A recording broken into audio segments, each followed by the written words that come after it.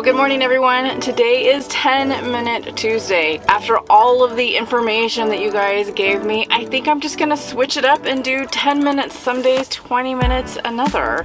How does that sound? We're just gonna do a good mix. It depends on how many questions we have, possibly. All of these questions that I get for 10-minute Tuesday come directly from you guys. I'm taking your questions from the comments that you've left me on my videos, and typically I'll let you know if I'm going to feature it in the 10-minute Tuesday, so keep those questions coming. All right, let's get started.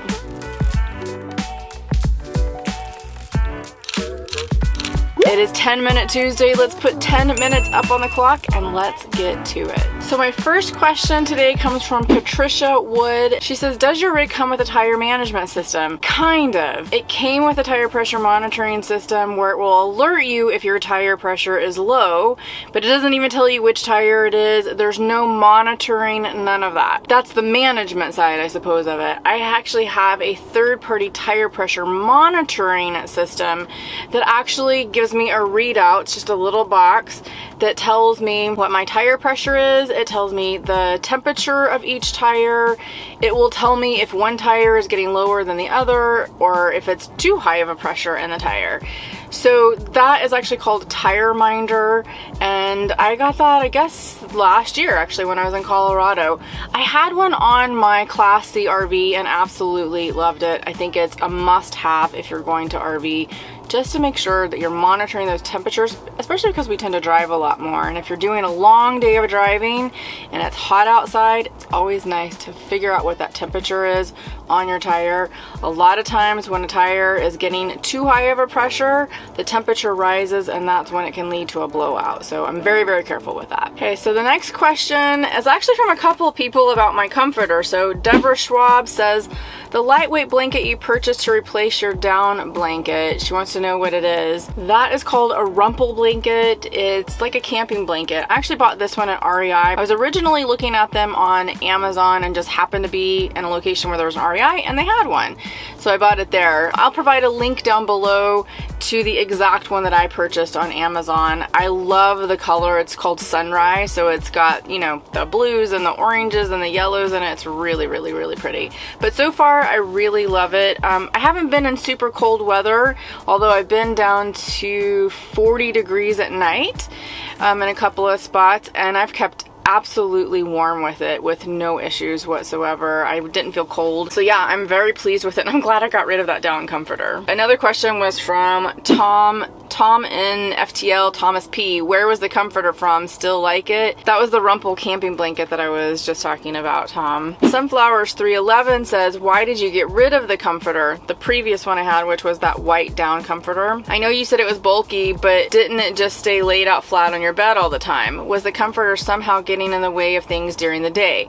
Just curious why you switched to a thinner blanket. Was planning to use a comforter in my camper van, but not sure. Great question. I've had that down comforter forever. I've carried it around with me all this time, and I love it. It's really, really warm when it's very cold at night. Problem is that it's just so bulky, and I only use it for part of the year. So what ends up happening is it stays kind of at the end of the bed. I'll fold it down to the end of the bed, but sometimes even then it's just too hot. When it's hot outside, you don't want all that on your feet. So I would ball it up in the side corner of my bed. Well, Lily sleeps down there. She's moving around. She can't move around very well because that thing is so bulky and it's on top of her. And it's just hot when it's hot outside. But it works really, really well when it's, you know, cold and you need that. The problem is the bulkiness of it, and I just did not have anywhere to store it. I've tried to hang it back there. I have some yoga straps. I tried to hang it through the yoga straps.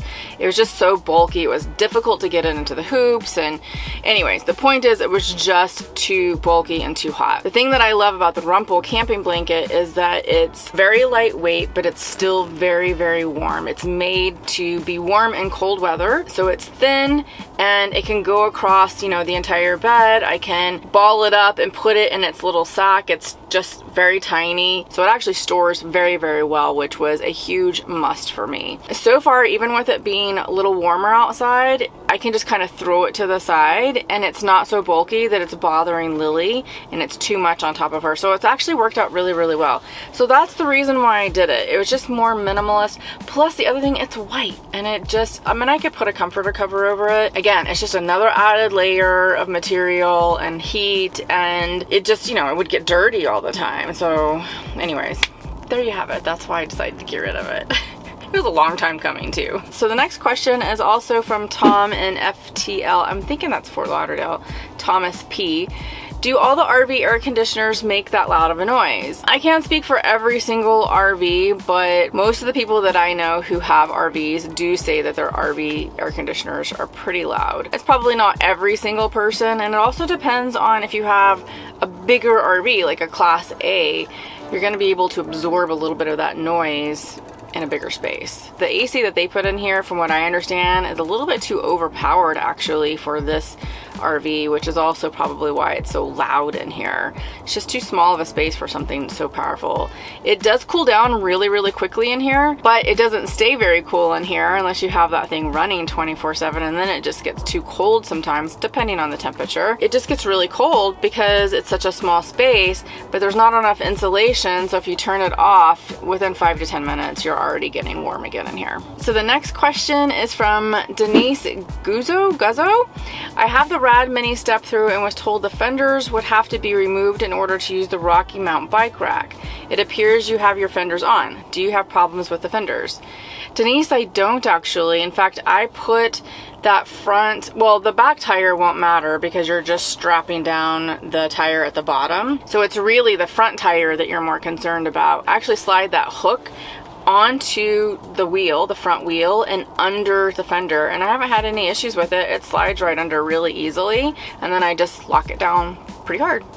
I've put it over the fender before, but you could damage your fender, I think, doing that, so I just slide it under the fender, and it moves around enough that you can get it under there very easily. That's not hard. So the next question comes from Tony, spelled Azzytwoz, because I can never pronounce his YouTube name. Tony says, I'd like to know why you need more space. What would you do with it? If you had a different layout in the same space, would that be okay? Cheers, Tony. More space. Well, part of it is the comfortability and also my workspace. My workspace is really tiny and I work a lot, so I want something that's a little bit more comfortable. When my back was hurting really bad, it was actually uncomfortable for me to sit in that captain's chair and flipped around, which is the driver's seat, and work at this desk. It's a lot better now that my back is okay, but still after a while it just gets really, really uncomfortable. I'd like something that's a little bit more ergonomic.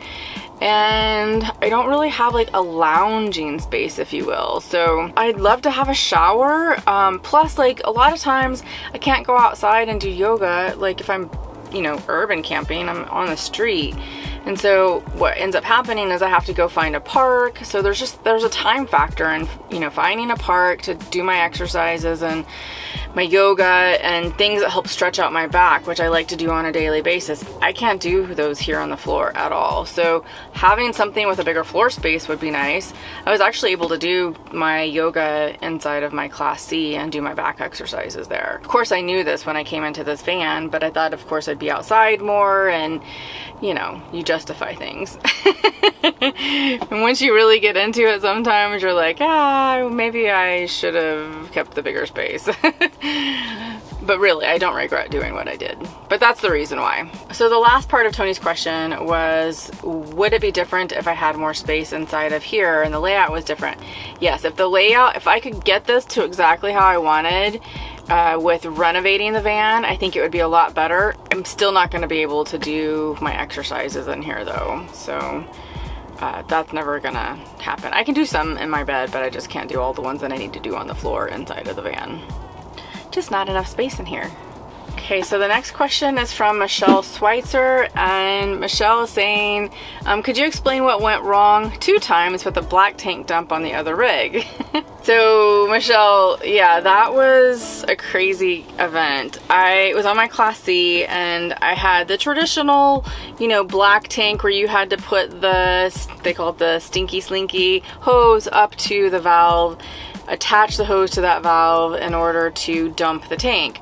Well, the hose has this, like, picture this as the end of the hose that has to connect to the pipe, basically, the valve. Okay, so this is the pipe. We'll make it like this. And there's some teeth. There's some like notches on the valve that the teeth from the hose connects to. So I got these teeth up here on the top connected, but not at the bottom. But I didn't see it because it's low to the ground and everything felt fine. Usually when you have those big tanks like that on like the Class C, you dump your black tank first and then your gray. The reason is the black goes through, it's all the gross stuff, and then the gray is just your soapy water from shower or from your kitchen sink, and then that kind of flushes all that stuff out of the stinky slinky into the drain valve and cleans your hose for you. That's the idea. Well, so of course I'm dumping the black tank first, and when I did, everything came out from the bottom where the teeth weren't connected here at the bottom of the hose and the connection. And thankfully I still had my hand on the valve and I pushed it back in quickly to stop the flow, but it was already a hot mess and it was so gross. And then what was the other one? Oh, another time was I had the hose and everything connected properly, and I had the hose down into the sewer dump area. So there's a hole in the ground and you put your hose fitting into that. And I guess I didn't have it tight enough, and as I released, it popped. The hose popped out of the hole and stuff went everywhere. And thankfully I'm gonna have gloves on and everything, so I just grab it quickly and then go stick it back into the hole in the ground. But then you've got this stinky mess everywhere, and guys, it's so disgusting when it's like that. And if it's hot outside, ooh, the flies are on that stuff quickly. It's amazing, like they just come from out of nowhere. It's crazy how fast they come to that stinky mess. So then you got to clean it up.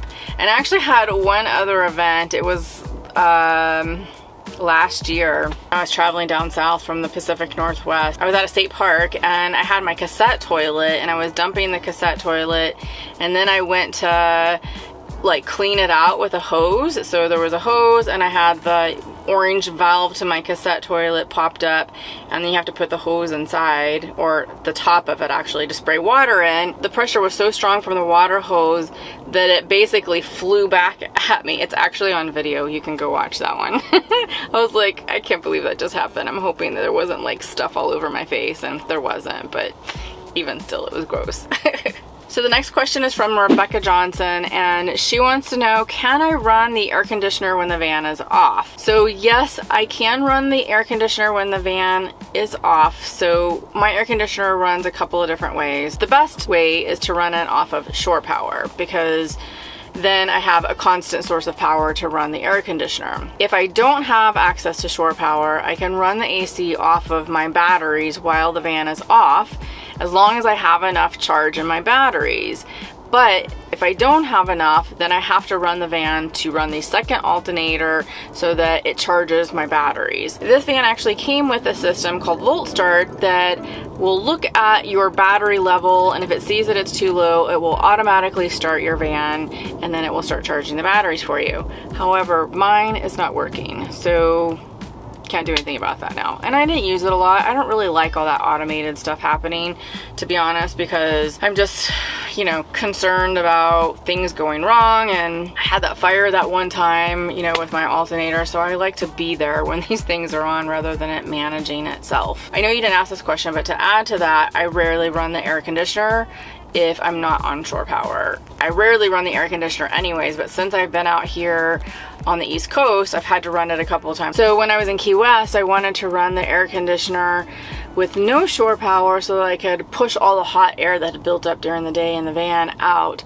And so I would do that for like 5 minutes and it was fine. But I would run the van while it was happening just so I could keep my batteries charged. Other than that, yeah, you could. It's just not ideal because it'll drain your batteries really fast. All right, guys, that was it. This was 10 Minute Tuesday. It goes by really, really fast, but I answered a ton of van questions today and I hope that really helps you guys. And keep the questions coming. We're gonna have another 10 minute or 20 minute Tuesday next week. All right, guys, thank you so much for joining me on this video today, and I will see you tomorrow. Bye.